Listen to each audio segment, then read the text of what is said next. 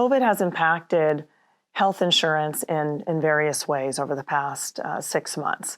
One is a lot of people have delayed treatments that they look to probably have here in the coming months. So we are expecting an increase in some claims.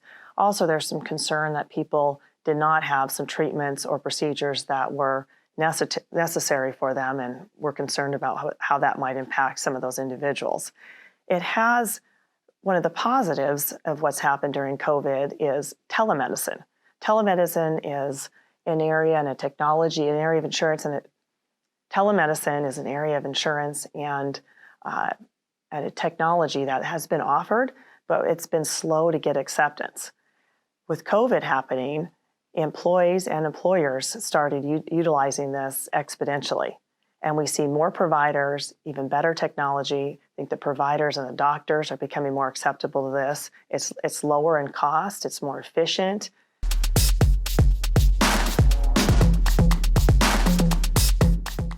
Some of the reasons that insurance rates are going up are, for instance, for the liability lines, such as your general liability and excess and umbrella lines of coverage, is because of the verdicts that you're seeing out there for auto losses and what you would call nuclear verdicts.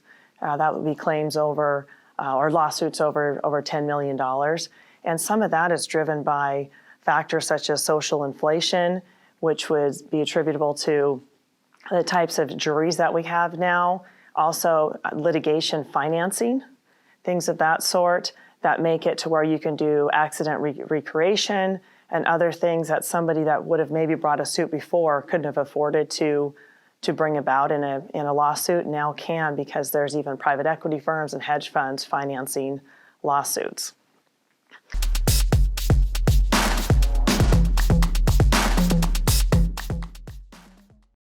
Cyber insurance and data security and protection of privacy is becoming one of the most important issues businesses and individuals need to consider going into 2021. As you're seeing more technology being utilized in various forms, there's more exposure for data breaches and privacy breaches.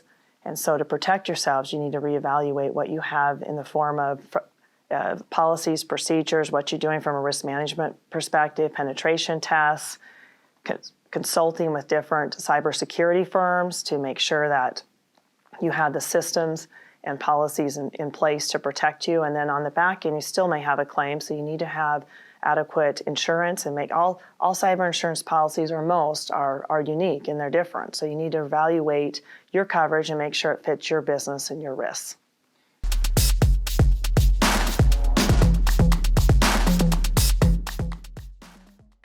Yes, there are things that businesses can do to reduce the risks of ransomware attacks and cyber attacks. They can do various testing with their employees and education with their employees, because it's usually a lot of times employees clicking on something they shouldn't click on. Or transferring money is a lot of what we see for cyber attacks, and they're getting in and they're pretending that they're somebody legitimately that you should be paying.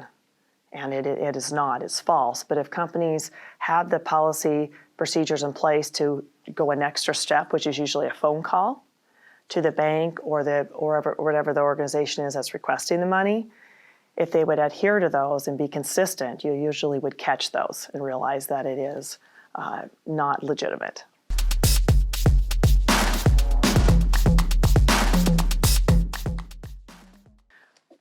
One of the trends that we're seeing that is affecting medical costs is RX, specialty drugs, novel drugs, therapeutic treatments.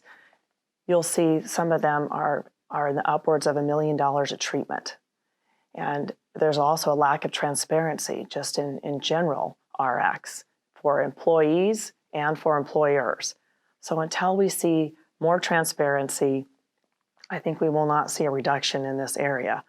Also, it's hard to deny employees these specialty treatments when they have certain diseases or disorders that these treatments have been proven to help. But inevitably, they do affect the plan, the employer's plan, and the costs.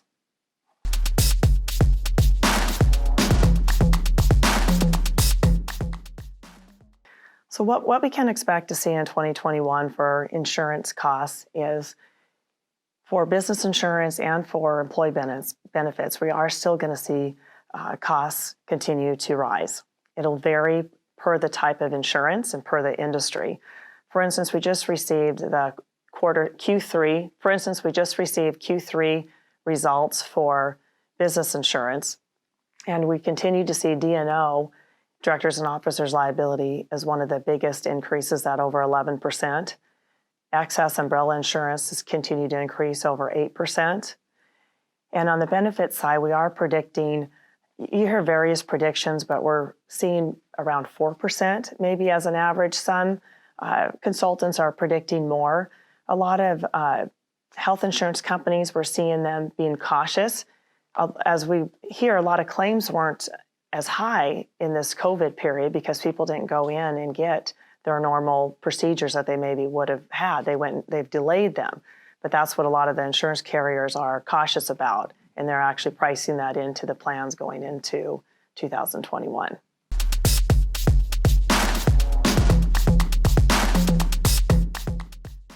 My outlook for the insurance industry for 2021 is on a business insurance side. I see that we're going to still see increases going into the fourth quarter, hoping they'll start to taper off. I feel like we've had gradual increases for almost the past 2 years, and at some point in time, we've got to get to a stabilization period. So I believe sometime in 2021, we'll start to see some stabilization on the business insurance.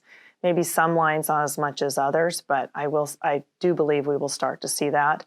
And on the benefits, my prediction is what we're seeing is a lot of employers are not going to be changing their plans and reducing benefits to employees that we maybe have seen in the past to save costs.